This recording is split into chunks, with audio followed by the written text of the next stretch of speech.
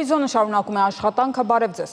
Հայաստանն ու Շվեյցարիան քաղաքական խորհրդակցություններ են անցկացրել։ Հանդիպմանն անդրադարձ է կատարվել նաև Հայաստանի և Ադրբեջանի միջև հարաբերությունների կարգավորման գործընթացին։ Հայկական կողմը բարձր է գնահատել տարածաշրջանում կայուն խաղաղությանն ուղղված ջանքերին Շվեյցարիայի հետևողական աջակցությունը։ Երկուստեք ընդգծվել է փոխադարձ հետաքրքրություն ներկայացնող ոլորտներում համագործակցության հետագա ընդլայնման անհրաժեշտությունը։ Կիրակի օրը ավականու արտահերթ ընտրություններ կանցկացվեն Գյումրիում և Փարաքարում։ Ավարտվել է նախընտրական քարոզչության ժամանակը։ Ըստ պաշտոնական տվյալների, Փարաքարի 16 տեղամասերում ընտրողների թիվը ավելի քան 20,900 է, իսկ Գյումրու 82 տեղամասերում ավելի քան 111,200։ Հիշեցնենք, որ Գյումրիում ավականու ընտրությունների մասնակցում է 6 կուսակցություն և 3 դաշինք, Փարաքարում 3 կուսակցություն և 1 դաշինք։ Ընտրական գործընթացը կդիտարկեն նաև Հայաստանում հավատարմագրված դիվանագիտական ու հյուպատոսական ներկայացուցիչների ներկայացուցիչները։ Ներքին գործերի նախարարությունը տեղեկացնում է, որ քվեարկության օրը ներքին գործերի նախարարության շրջիկ սպասարկման գրասենյակները ծառայություններ կմատուցեն ապահովելու ընտրացուցակների ճշգրտումը, լրացուցիչ ցուցակներում ընդգրկվելու համար տեղեկանքների տրամադրումը եւ այլ հարցեր։ Միգրացիայի եւ քաղաքացիության ծառայության Գյումրու եւ Աղարշապատի ստորաբաժանումները կիրակի օրը աշխատելու են առավոտյան ժամը 8-ից ժամը 20-ը։ Հայաստանում է Rotary International միջազգային կազմակերպության նախագահ Ստեֆանի Յուրչիկը, ում գլխավորած պատվիրակությանը երեկ ընդունել է Հայաստանի վարչապետ Նիկոլ Փաշինյանը։ Այսօր առավոտյան կազմակերպության նախագահը ակումբի անդամների հետ այցելել է Ծիծեռնակաբերդ, հարգանքի տուրք մատուցել 1915 թվականի հայոց ցեղասպանության զոհերի հիշատակին, ինչպես նաև ընկերության անունից ծառ տնկել հուշահամալիրում։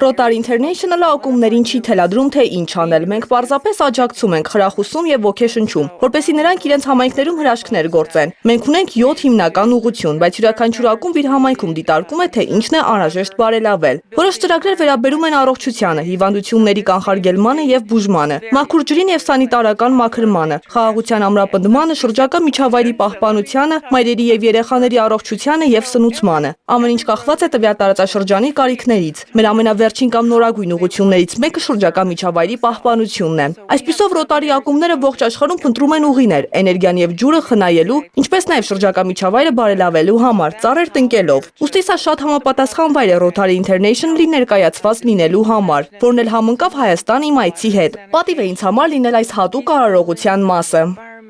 Սա հավանաբար մեր համար շատ հայերիս համար շատ նշանակալի վայր է եւ նա առիթ ունեցավ ծանոթանալու մեր հայկական պատմությանը։ Rotary արժեքները դա մեր համամարտկային եւ ազգային մեր արժեքներն են, ունենալ սեփական պատմություն եւ հաղորդակցվել բնականաբար դա արժեքային համակարգի մի մասն է։ Հայաստանում Rotary-ի նկատմամբ մեծ նվիրվածություն կա։ Ներկայումս Հայաստանում գործում է Rotary 9 ակումբ։ Ես շատ կցանկանայի, որ ավելի շատ ակումբներ ստեղծվեին, քանի որ այստեղ մեծ ներուժ կա։ Հայաստանը հիասքանչ երկիր է ջերմ մարդկանցով։ Ինչպես աշխարհի շատ այլ վայրերում, այստեղ նույնպես դեռ կան կարիքներ։ Ուստի ես կցանկանայի տեսնել ավելի շատ Rotary ակումբներ, ինչպես նաև Rotarect ակումբներ, որոնք Rotary-ի երիտասարդական տարբերակն են։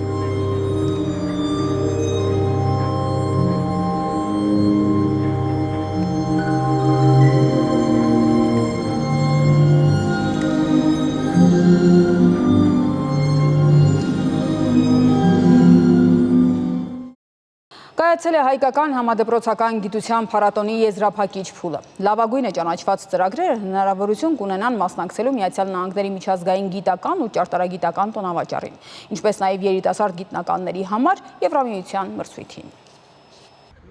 250 աշակերտ և 94 նորարարական նախագիծ էր այս տարի ներկայացվել մաթեմատիկա ծրագրավորում, ֆիզիկա աստղագիտություն, քիմիա, կենսաբանություն և սոցիալական գիտությունների անվանակարգերում։ Գյումրիից 5-րդ դասարանի աշակերտները նախագծի համար ուսումնասիրել էին Գյումրիի օդի աղտոտվածության խնդիրը։ Հարցին, թե ինչու հենց այս խնդիրը հետաքրքրեց նրանց, աշակերտներից մեկը պատասխանեց, որ չափազանց կարևոր է իր հարազատ քաղաքի մաքուր օդը։ Մենք առաջին անգամ քարտեզագրել ենք Գյումրի քաղաքի օդի արտադրության քարտեզը օգտվելով կից տեխնոլոգիաներին։ Օգտագործել ենք շարժական սենսորներ, որովհետեւ ստեղծել ներկա պահի գտնվող տվյալները։ Այս հանդուկ ուշադրություն ենք դարձել տոմիկային հատվածների ջերմության սարքերի վրա։ Տոմիկային հատվածները համարվում են ամենալուրջ աղտոտիչներից մեկը։ Մեր աշխատանքի ժամանակ կատարել ենք հետազոտություններ, հետազոտության ժամանակ կատարել ենք չափումներ, որովհետեւ շատ խիստ արդիական է եւ վնասում է մեր առողջությունը, կարող է ալերգիկ ազդեցություններ տուղալ շնչառության վրա։ Նախագծերից մեկը Վիկիպեդիայում ապատեղեկատվությունը կրճատելու խնդրի մասին էր, որն էլ հետազոտել էին 6-րդ դասարանի աշակերտները։ Մեր թիմն ուսումնասիրել է Վիկիպեդիան որպես ոչ հավասար տեղեկատվության աղբյուր, կենտրոնանալով կեղծ հոդվածների վրա, որոնք երկար ժամանակ մնացել են չբացահայտված։ Վիկիպեդիան կարող է նրա մեջ պարունակել կեղծ ապատեղեկատվություններ, որոնք կարող են տարիներ շարունակ մնալ Վիկիպեդիայում։ Օրինակ Ամանդա Մաքսիմիչ Ռոզի գերաճոխակի կեղծ համբավը։ Վիկիպեդիայում նշվում էր, որ նա եղել է իր ժամանակների ամենավաճառվող գրողներից, բայց իրականում նրա գրքերը մնում էին աննկատ։ Այս տեղեկությունը Վիկիպեդիայում մնում էր տարիներ շարունակ, մինչ ի վերջո չբացահայտվեց, որ այդպիսի բան գոյություն չի ունեցել։ Կրթության, գիտության, մշակույթի եւ սպորտի նախարարի տեղակալ Արաքսիա Սվաջյանի խոսքով այս տարի փառատոնը գրավել է ավելի մեծ թվով աշակերտների, ինչը վկայում է գիտության հանդեպ նրանց աճող հետաքրքրության մասին։ Փառատոնի ավարտին լինում են նաեւ հաղթող նախագծեր, իսկ ովքեր եւ ինչ չափորոշիչներով են ընտրում հաղթողներին, նախարարի տեղակալը նշեց։ Պատահական չի, որ այս նախագիծը իրականացվում է Բարձրագույն կրթության գիտության կոմիտեի կողմից, որովհետև թեև դպրոցական ոլորտը համակարգվում է հանրակրթության կողմից, բայց այնուամենայնիվ, որպեսզի մենք խթանենք սովորողների այս գիտականությամբ զբաղվելու, գիտությամբ զբաղվելու, գիտական փոքր հետազոտություններ կատարելու հնարավորությունները, ստեղծվում է հանձնաժողով, որը գնահատում է ներկայացված նախագծերը եւ դրանց հիման վրա արդեն որոշում են, թե որ նախագծերն են առավել հետաքրքիր, առավել նորարար, առավել ինքնուրույն, մի շարք չափանիշներ կան, որոնց համապատասխան որոշվում է։ Հաղթողներին որոշող հանձնաժողովի ժյուրիից Երևանի պետական համալսարանի միջազգային հարաբերությունների ֆակուլտետի դոցենտ Գոռ Մարգարյանն արդեն առանձնացրել էր մի քանի նախագիծ, իսկ ընդհանուր ծրագրից խոսելիս նա նշեց, որ կարևոր չի թե քանի նախագիծ է ներկայացված, այլ կարևոր է որակը, ինչն էլ երևում է շատ նախագծերում։ Կարևոր է տեսնել կողքից ոչ միայն ժյուրիի աչքով, այլ որպես հայ մարդ երեխաների ներգրավվածությունը, հետաքրքրվածությունը գիտական process-ներում, գիտության նկատմամբ իրենց ունեցած հետաքրքրության աճի տեսանկյունից։ Ուշագրավ է, որ 6-րդ, 7-րդ դասարանի դպրոցականների կողմից առաջ է քաշվել ընդգծված, մշակված մեթոդոլոգիայով,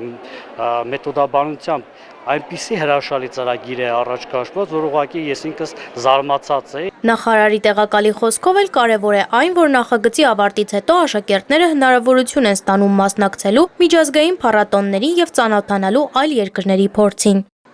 Զվարթ Ղազարյան, Լևոն Խաչատրյան, Հորիզոն։ Գազպրոմ Արմենիա ընկերությունը տեղեկացնում է, որ մարտի 31-ին նախատեսվում է գազամատակարարման պլանային դադարեցում Տավուշի մարզի որոշ բնակավայրերում։ Գազպրոմ Արմենիա ընկերությունը տեղեկացնում է, որ պլանային աշխատանքներ իրականացնելու նպատակով մարտի 31-ին ժամը 10-ից մինչև ժամը 15-ը կդադարեցվի Տավուշի մարզի Ազատամուտ բնակավայրի դպրոցին հարակից թաղամասի, Բազաշեն բնակավայրի, կենտրոնական թաղամասի, Բերդ քաղաքի, Հայքնահապետի, Սայատնովայի, Ադամյան, Իսահակյան, Գարեգին Նժդեհի, Սարալանջի, Թեհլերյան փողոցների գազասպառողների եւ հարակից տարբեր նշանակության հանրային կազմակերպությունների գազամատակարարումը։ Ընկերությունը հայցում է գազասպառողների ներողամտությունը եւ խնդրում պահպանել անվտանգության պահանջները։ Գազամատակարարման դադարեցումների մասին տեղեկատվություն ստանալու համար բաժանորդագրվեք Գազպրոմ Արմենիա ընկերության Telegram ալիքին։ Այսքանն այս ժամին կհանդիպենք ժամը 22-ին։